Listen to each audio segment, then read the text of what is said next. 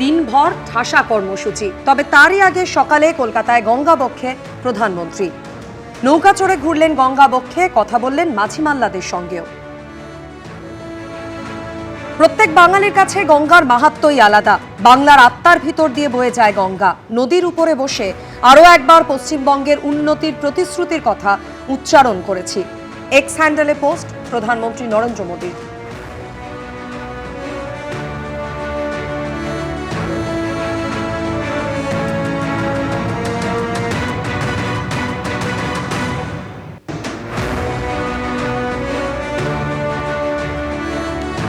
নৌকা চড়ে ঘুরলেন গঙ্গাবক্ষে, মাঝি মাল্লাদের সঙ্গে কথা বললেন। সকাল সকাল কলকাতায় গঙ্গাবক্ষে প্রধানমন্ত্রী নরেন্দ্র মোদী।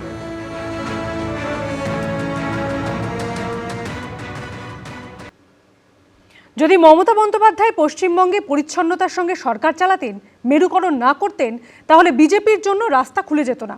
ফের বিজেপি এবং তৃণমূলকে একযোগে আক্রমণ শানালেন রাহুল গান্ধী। উনি ব্যর্থ।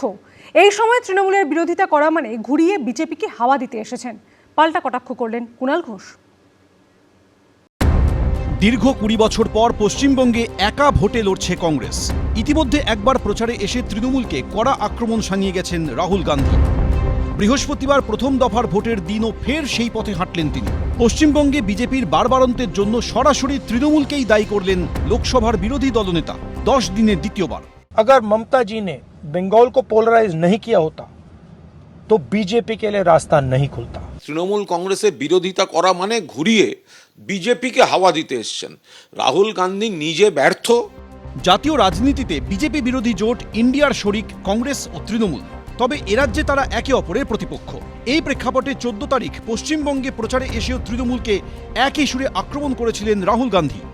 बंगाल में टीएमसी पार्टी जो बीजेपी के लिए रास्ता बना रही है, क्योंकि अगर टीएमसी ने अपना काम किया होता, आपको रोजगार दिया होता,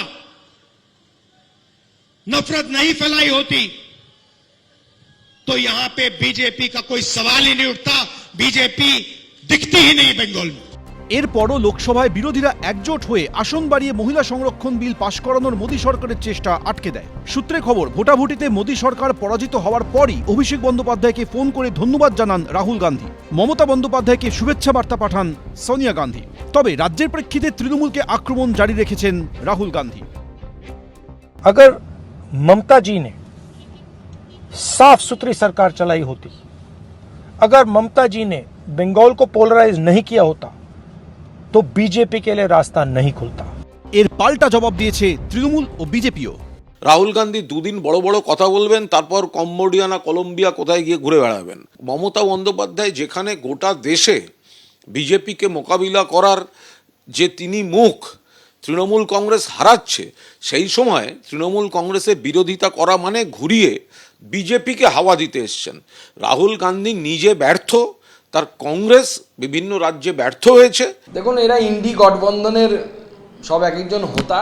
রাহুল গান্ধী কখনো অভিষেক বন্দ্যোপাধ্যায়কে ফোন করেন, ফোন করে মিষ্টি মিষ্টি কথা বলেন, আর কখনো আবার বলছেন মমতা বন্দ্যোপাধ্যায় সরকারের সমালোচনা করছেন। ভারতীয় জনতা পার্টি তার নিজের শক্তিতে বেড়েছে। মমতা বন্দ্যোপাধ্যায়ের জন্য বা সিপিএমের জন্য বা অন্য কারোর জন্য বাড়েনি। বহু বছর ধরে ভারতীয় জনতা পার্টি হয়তো সিট পায়নি, কিন্তু কন্টিনিউয়াসলি গণতান্ত্রিক পদ্ধতিতে লড়াই করে গেছে গণতন্ত্রের জন্য, বাংলার মানুষের জন্য।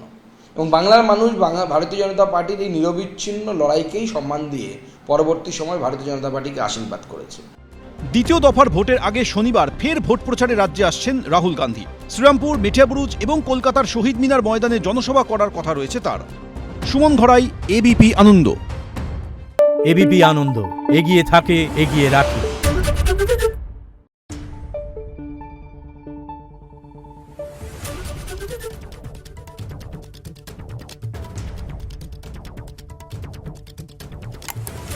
Thank you.